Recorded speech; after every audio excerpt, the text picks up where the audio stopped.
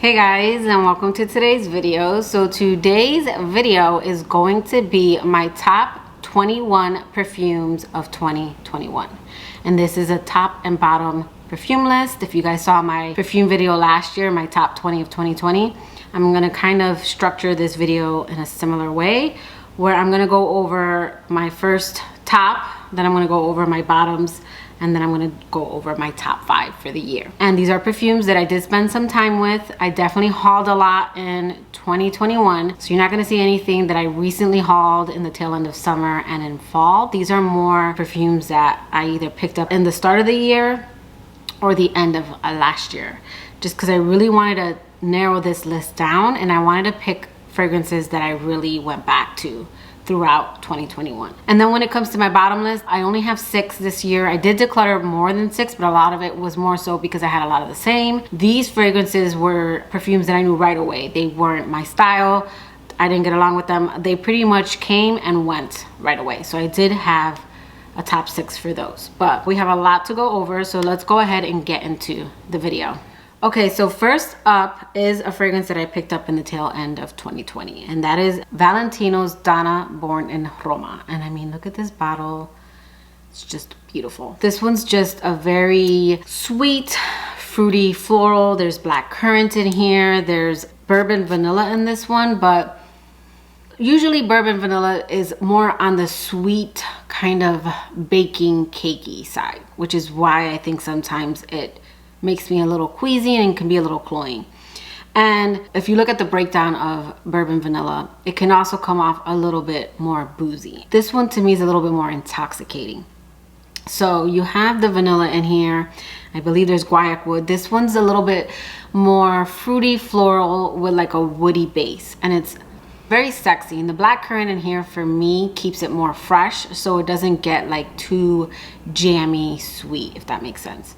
So again, that is Valentino's Donna Born in Roma. Another Valentino that I absolutely fell in love with is Valentino's Yellow Dream. I think it's Valentino's Donna Born in Roma Yellow Dream, I believe. That name is too long. So this one, I didn't think I would love this one as much as I do. Where that one to me is more date night, this one is more daytime. It's got a little bit of a warm spiciness to it. And even though they don't say there's vanilla in here, this one has a sweetness in the base. I feel like this is the base of Donna Born in Roma, but with a citrus kind of spicy twist to this one. I'm not sure if there's pepper in here or pink pepper, but there's definitely something that tickles my nose. And even though this one to me is a little more casual because of the citrus, I do find this one to be sexy. Feel like it's the vanilla in here. Again, they don't list it, but I pick up the DNA of Donna Born in Roma in this one when it dries down. So this was one that took me by surprise. And I do have a this or that video that I'll link down below where I go into both of these in more detail. But again, that is Valentino Donna Born in Roma Yellow Dream. The men's version of that is sexy as well. Whenever Dennis wears it, it smells really good. So this is in no particular order. I'm just gonna grab fragrances. I want to say this is like my only springtime fragrance. This is a scent that I just know I'm gonna wear winter and transitioning into spring, just because of the type of fragrance it is, and that is Reckless by Roja Parfums. Roja was so kind and his team to send me one of their fragrances. When I was looking at reviews, a lot of people said that this was similar to Love Don't Be Shy. So I did actually have a travel of it and didn't realize it. And then I also picked up Oriana by Parfums de Mali. So I was able to test all 3, and I'll leave a review on that. And this was the first time discovering this kind of floral sweet, but when you think of sweet, it could lean a little marshmallow to some people, it could lean a little vanilla to other people, a little sugary. For me, the sweetness in here isn't overly vanilla to my nose, but that's the kind of sweetness it is. It's kind of warm and almost like a toasty vanilla, and then florals. This is a very floral scent, very beautiful for springtime. I would say that this is a top for me because it was experiencing this kind of scent profile that I never have and enjoying this out of the 3 that I've tested out. And again, that is Reckless by Roja. And I mean, just The attention to detail on these bottles are just gorgeous. Okay, another kind of springtime scent is Clean Reserve Radiant Nectar. And I discovered this one because my friend Karen, who also has a YouTube channel, actually gifted this to me on my birthday. And this is so beautiful.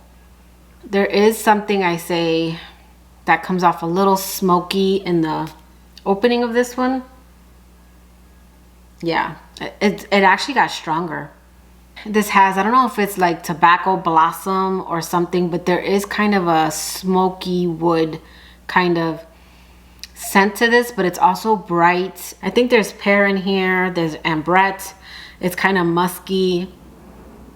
This was one that was another one that I didn't have anything like this, but since getting this, I have other scents that I've smelled or I have picked up that smell somewhat like this. Like, to me, this does fall in the same scent family as Ariana Grande's God Is a Woman. They smell similar.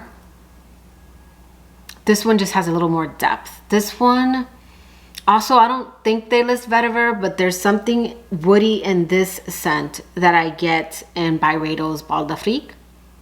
Again, that is Clean Reserve Radiant Nectar. Falling in line with Clean Reserve, this is White Fig and Bourbon.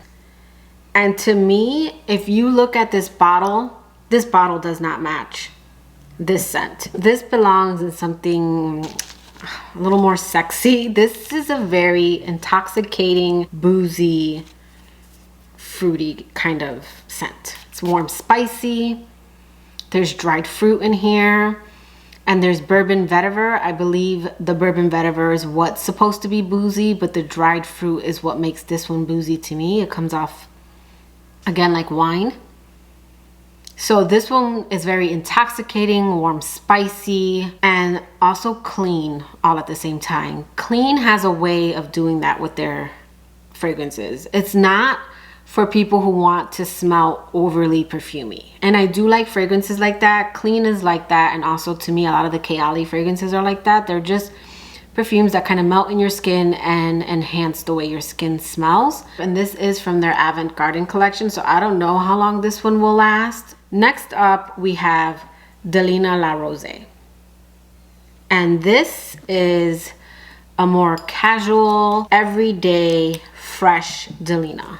This is Delina in a bikini. This has the Delina DNA, but more aquatic. You still get a little bit of kind of that spicy rose. I don't think they list incense in here, but you still kind of get that spiciness that you get in Delina. This has the famous Delina rose. I do reserve my Delina for special occasions, so I get Delina in this one in a more fresh, everyday kind of setting. So this was a really good one, and this almost made it to my top 5 in my fresh kind of casual category, but something else beat it out. But this was very close. Staying in line with fresh, we have Chloe Nomade the Eau de Toilette, and this one really took me by surprise. I didn't think I was gonna love this one as much as I did. This does have the Nomade Eau de Parfum DNA. They both smell earthy, oak moss. They're both unique, signature scent worthy, but that one's more juicy, warm, spicy. This one's more aromatic and like fresh spicy. This is like the fresher version of the Eau de Parfum. This one is gorgeous. I enjoy that I have both. This is one of those times where I absolutely love the perfume and I like the direction that they took the other one. This is more tart, it's more fresh. And where I like this one more in spring and summer, I really enjoy the Eau de Parfum in fall. That one's year round, but I really like that one for fall. This one is gorgeous, especially on hot summer days. But again, that is Chloe Nomade the Eau de Toilette. Next, we have Jean Paul Gaultier's Scandal à Paris. This is a fruity floral with a honey twist. Got a little bit of a spiciness. If you've ever smelled BDK's Bassessois, there's this spiced fruit that I get in BDK's Bassessois that I also get in Scandal. They're not dupes for one another, but there is something that smells similar. I actually like to layer them because I love BDK's Bassessoir. That is a gorgeous, spicy, fruity floral. But the performance on that one isn't the best. This one performs very well for an eau de toilette. And again, this is just a fruity floral. It's got something in it that makes it a little, this is probably more soft spicy, whereas BDK is a little bit more spicy. But yeah, I believe there's pear in this one. It's a little bit bright, juicy. And again, that is Scandal à Paris. Okay, next we have So Scandal. And this one is an eau de parfum. So I did accidentally say that this was an eau de toilette in my video where I talk about both of them. I thought for some reason that the tall bottles meant, because I know some perfume companies do that, they'll put the eau de toilettes in a slightly different bottle. La Vie Belle does that, and Libre, they did that with their last one, so I apologize. But this, oh my god, this is berries. This is lactonic. There's something kind of milky about this one. This still carries the Jean Paul Gaultier Scandal DNA, in my opinion. All of them do. So I know some are missing some elements. I don't believe that all the notes are listed. I still get something kind of creamy, not necessarily buttery, but something kind of bubblegummy that would be like the tuberose. I do pick up the jasmine in here, but I still think there's tuberose in here. And I can't remember which one doesn't list honey, but to me they both have a honey sweetness. So you can't tell my nose otherwise. This, to me, still smells like the Scandal perfumes. And again, that is Jean Paul Gaultier's So Scandal. Hey guys, editing Becky, same day. So I was getting ready to take all this off and just get ready to relax. And then I realized that I missed a fragrance. So another top of 2021. And this was one that I got a travel first. I did a swap with my girl Tara, and that is a Marc Jacobs Perfect. Someone said that this smells like a Jolly Rancher, and it does. So I knew I was getting the dossier version, and then when Tara wanted to do a swap, I'm like, yeah, you know, I want to have it so I have something to compare it to. I mean, it made me add to cart. I had the travel, I had the dossier version, and I needed another one. So this was definitely a hit. I love fruity florals. I love easy grab and go kind of scents. And this one is a little bit of a different take on fruity floral because of the rhubarb that's in here. It has that mouth watering, just juicy, gets you in the back of your jaw kind of tartness to it. But again, it has something kind of creamy and lactonic about it. Very beautiful scent, one that caught me by surprise. And again, that's Marc Jacobs Perfect. Okay, so next we're gonna go over my bottom 6. And these are, because I did declutter quite a few fragrances in 2021. These are the 6 that I don't think I put some of these in my hauls, but they were either perfumes I was on the fence about. I didn't even really feature them in a haul. They were just perfumes that I knew right away weren't for me. And I'll go over the reason why. And just remember, what didn't work out for me might work out for you. So I'm not really gonna say that these perfumes are the worst. They're just my bottom of 2021. So first up is Tiziana Terenzi's Kirke. If there's one thing I can say about the Tiziana Terenzi line, is that it's beast mode. You guys wanna get what you're paying for? You guys want a perfume that lasts for days?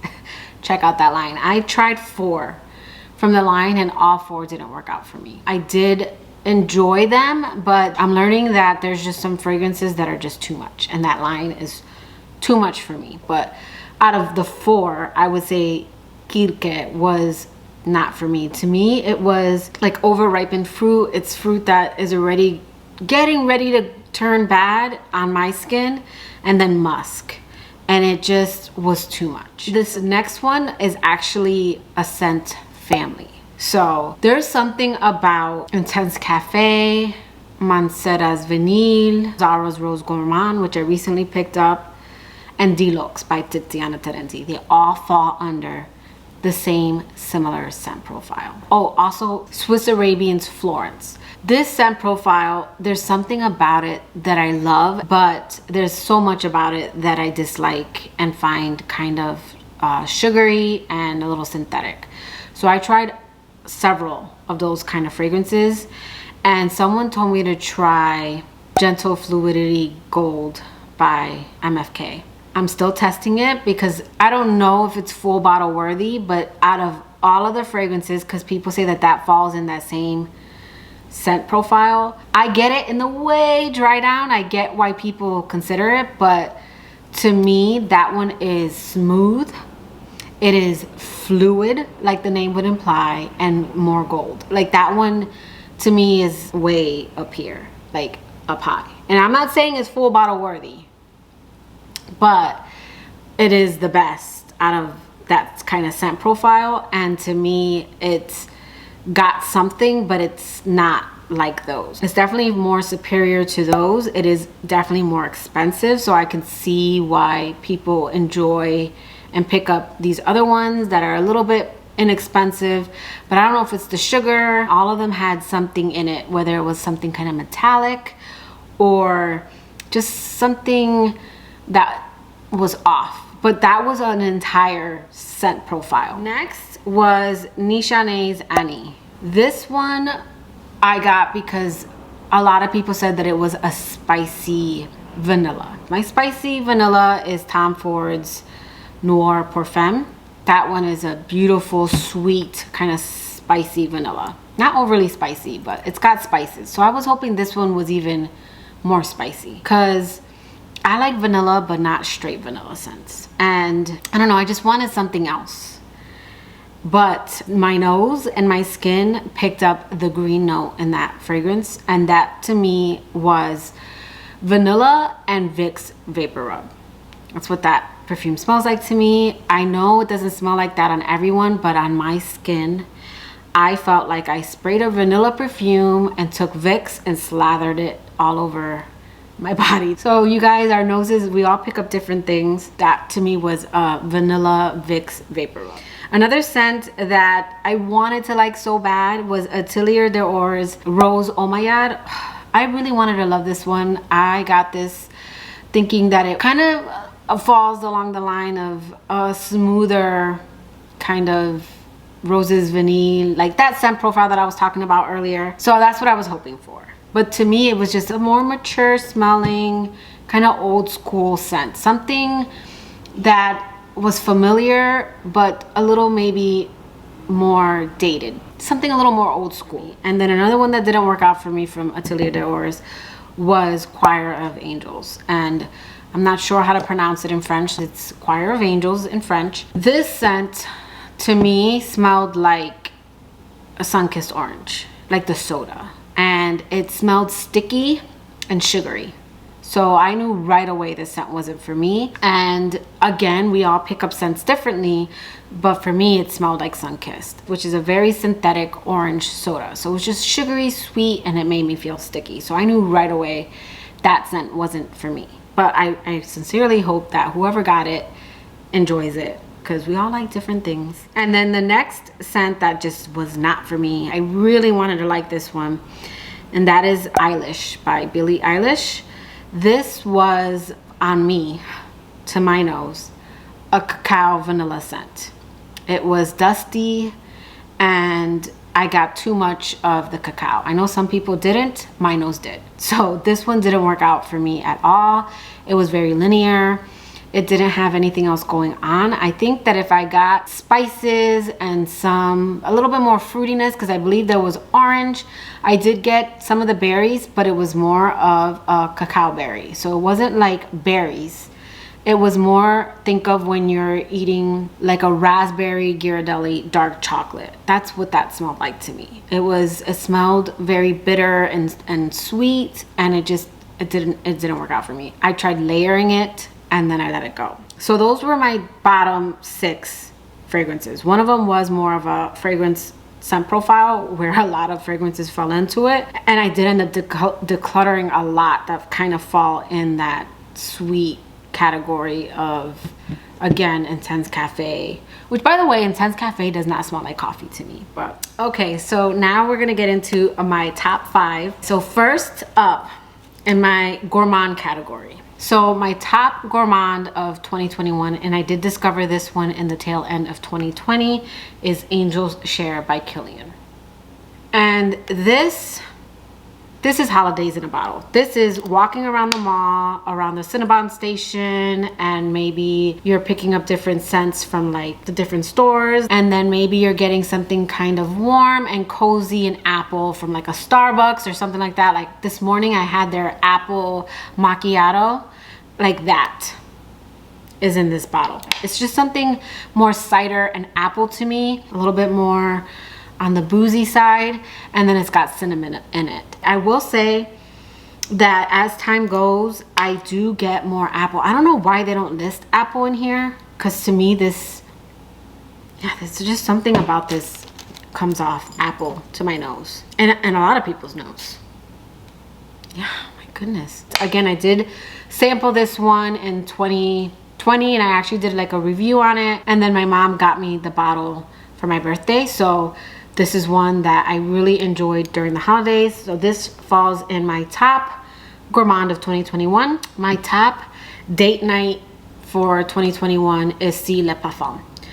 I really love fruity florals during date night, and I also like scents that smell a little boozy to my nose.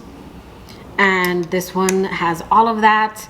This one's a little dark, it's more sexy. I believe there's incense in this one. This one is like a fruity floral, but this is like sexy. It's kind of dark and mysterious. Again, that is Sí Le Parfum, and this one is like a limited edition. Every now and again, Fragrance Net will have it, so I'll see if I can find it and link it, but I want to give you guys what my top is. I will say that this was a runner-up. Valentino was a runner-up. And then my top everyday white t-shirt kind of scent was almost, I already said it was La Rosee, but my top of 2021 is Byredo's Bal d'Afrique. This is a gorgeous, clean vetiver scent. Oh my goodness. There's something kind of soapy about this one. Again, vetiver, woody. This is spicy, fresh, and it just smells like out of the shower. You're wearing a white t-shirt, but not like overly like plain. Like don't think casual, like maybe a nice button down white shirt with some jeans and like some Sperry's or something, you know, like you're gonna go maybe like a day on the boat, or like you're gonna have brunch. So it's not like bummy, you're still kind of dressy. It's just more of your, I guess, casual chic maybe. But that's what this is. One that I absolutely love. If you don't want to spend the money on this for a casual scent, Dossier did make their own version, Oriental Vetiver, I believe it is. I do really like that one. I would recommend it. This one has a brightness that I didn't get in that one. That one was a little more woody to me, whereas this one has a brightness. I believe there is some kind of orange or citrus that just brightens this one up to my nose, but this definitely is a top for me of 2021. Okay, and then my favorite category, fruity floral. I am a fruity floral girl at heart. I love my freshies. So this is another one that I discovered in 2020. I had to travel, and then I was finally able to add the full bottle, and I will forever love this one. This is Meliora by Parfums de Mali, and this is my top fruity floral of 2021. This scent is beautiful. If you don't want to spend the money on this one, pick up Amethyst by Lalique. That one's just a little bit more boozy to me. That one to me is Meliora holding like a sangria. She's the party girl, but there is a little bit more of a green note to that one. This one's more clean and fresh, more blended. But the fruits in both are not your typical like fruits that are in a lot of other ones. To me, they're more of your exotic fruits. Oh, this scent is beautiful. So yeah, my top fruity floral of 2021 is Meliora. And this bottle is just gorgeous. Okay, now my top signature scent. This could probably be for everything. It's classy, high-end, but you could also wear this casually. This to me is everything you need if You told me in 2021, it's not my all-time favorite, but you said, okay, you got to pick a top for 2021 that can do it all. That will go to Atelier d'Or's Nuda Veritas. And this was my anniversary scent. This is classy. This is clean, fresh, spicy, aromatic.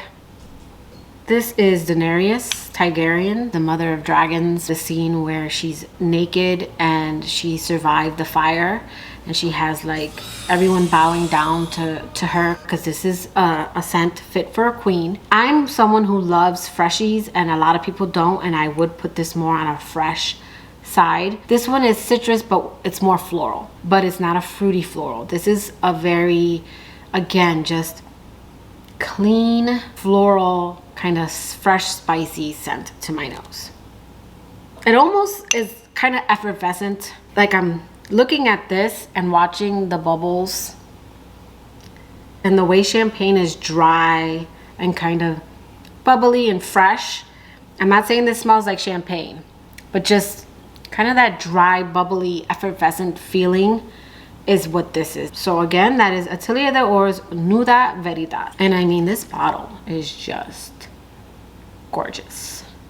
So that is my top 21 of 2021, top and bottom. Let me know in the comments below, what are some of your top perfume picks? But I hope you guys have an amazing 2022. I hope you enjoyed today's video, and I will catch you guys in the new year. Bye guys.